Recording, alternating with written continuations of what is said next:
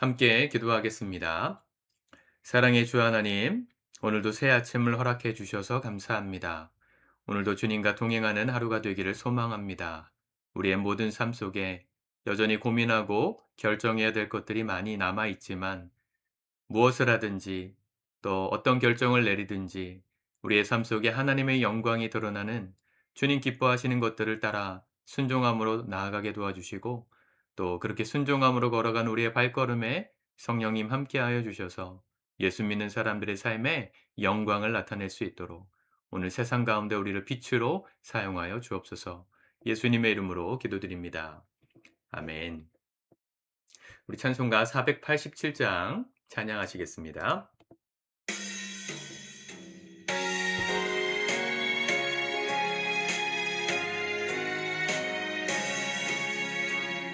어두운 후에 빛이 오며 바람 분 후에 잔잔하고 소나기 후에 햇빛 나며 수고한 후에 쉼이 있네.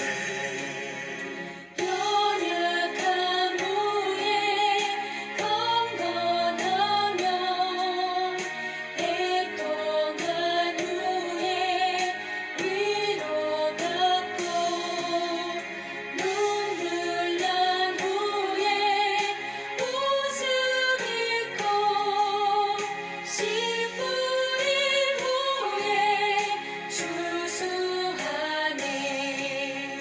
괴로움 후에 평안 있고 슬퍼한 후에 기쁨 있고 멀어진 후에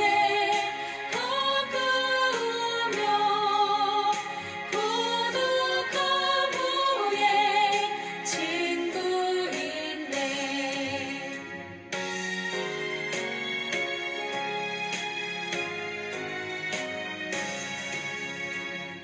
고생한 후에 기쁨 있고 십자가 후에 영광 있고 죽음한 후에 영생하니 이러한 너가 진리로다.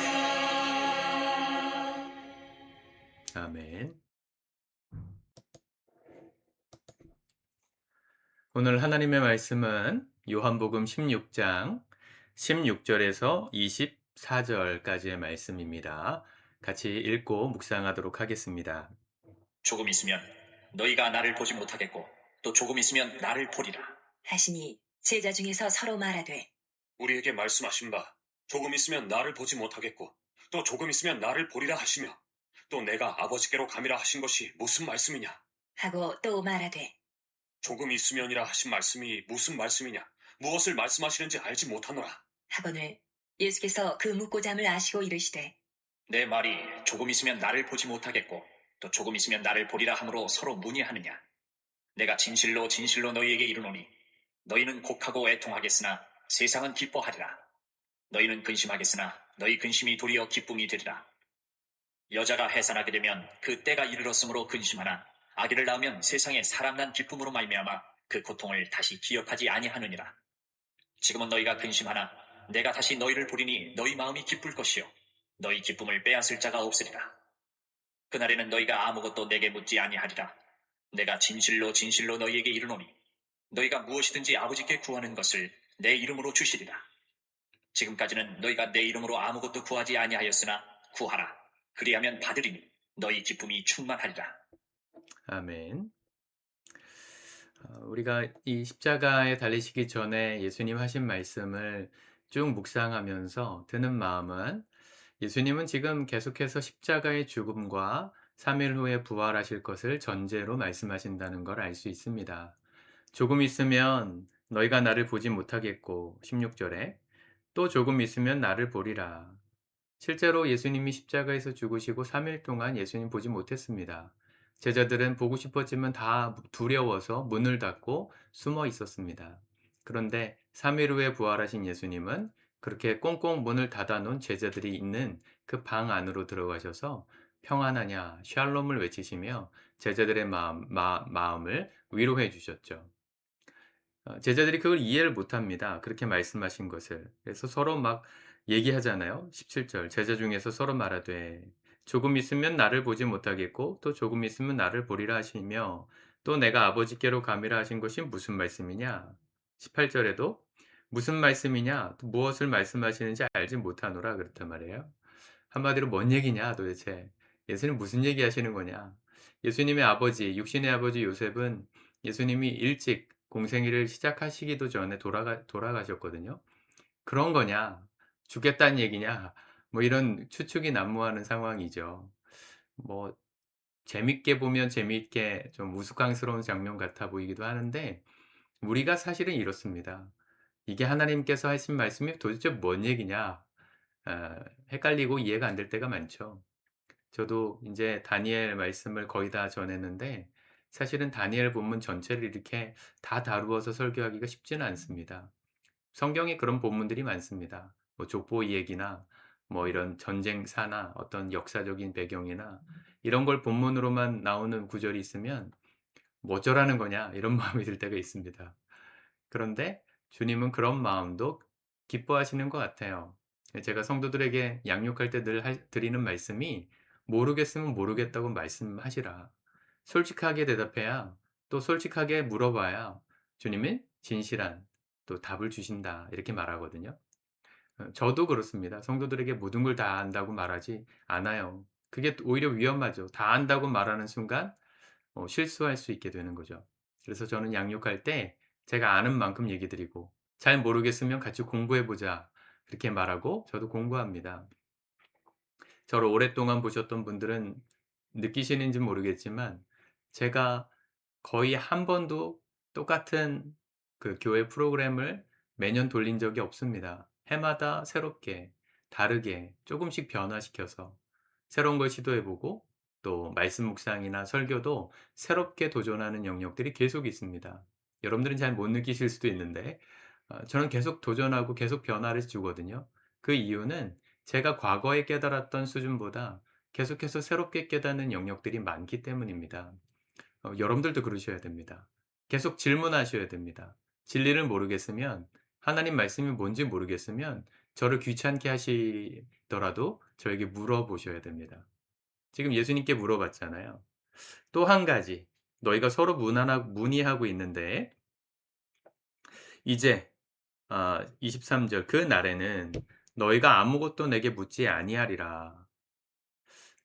이 상황을 이해하시죠? 지금은 막 모르겠다 무슨 얘기냐 이러지만 예수님이 십자가에서 죽으시고 부활하신 그 주님을 만나는 순간부터는 제자들이 더 이상 무슨 얘기인지 물을 필요가 없었습니다. '아 이 말씀하신 거구나.' 이해가 되었기 때문인 거거든요. 똑같아요. 저에게도 물어보셔야 되지만 여러분들이 십자가와 부활의 그 의미를 그게 나와 무슨 상관인지를 정확하게 믿고 거듭나시면 그때부터는 더 이상 물어볼 게 별로 없어요. 그때부터는 그냥 순종할 것밖에 없어요. 기도하면서 주님께 구하고 주님의 뜻이 이루어지기 원합니다. 이런 기도를 드릴 수밖에 없어요. 그게 바로 오늘 무엇이든지 구하면 내가 받으리니. 그죠? 너희가 내 이름으로 아무것도 구하지 아니하였으나 구하면 그리하면 받으리니 너희 기쁨이 충만하리라. 24절에 기도 응답에 관한 약속을 주셨는데 이 말씀은 딱 떨어뜨려서 해석하면 안 돼요. 앞에 십자가와 부활이라는 이 전제가 없이 예수님의 이름으로 구하면 다 주시는데 왜 내가 기도하면 응답이 안 될까? 오해하는 겁니다. 우리 주님의 십자가와 부활의 의미를 진짜 경험하고 나면 더 이상 우리 안에 질문이 없어져요. 이분이 어떤 분이신지를 정말 알고 나면 우리의 삶에 다른 욕심이 없어져요. 내가 믿는 그 하나님이 어떤 분이신지, 얼마나 위대하시고 얼마나 크신 분인지를 알면 알수록 우리의 기도가 얼마나 초라한지가 느껴지거든요. 하나님 요거 주세요. 요거 주세요. 요거 해 주세요. 어린아이들은 그렇게 구할 수 있지만 내가 달라고 구하는 그 대상이 어떤 분이신지를 알면 알수록 기도는 겸손해질 수밖에 없습니다. 주님이 좋으신 뜻대로 해 주십시오. 뭐든 하실 수 있는 전능한 하나님이 내가 믿는 하나님이시다. 믿으면 믿을수록 우리의 기도는 그분께 포커스가 맞춰질 수밖에 없습니다. 내가 구하는 게 하나님 보실 때 안 좋은 거면 구하지 않아도 되는 거죠. 근데 그걸 모르면, 그 하나님을 모르면 내가 구하는 거 안 주시는 하나님께 원망이 나오는 거죠. 그러니까 우리 기도 응답의 포커스는 하나님이 얼마나, 내가 믿는 하나님이 얼마나 놀라우신 분이신지를 깨닫는 만큼 기도의 영역이 바뀐다는 겁니다. 그렇게 바뀐 사람들의 기도는 응답될 수밖에 없는 거죠. 우리의 기도가 오늘 주님을 바라보는 기도가 되었으면 좋겠습니다. 주님, 요거 이루어 주세요. 그렇게 진의를 찾아서 소원 빌듯이 기도하지 마시고요. 그 모든 것을 다 주고도 남으시는 하나님이 오늘 내 삶에 무엇을 주기 원하실까?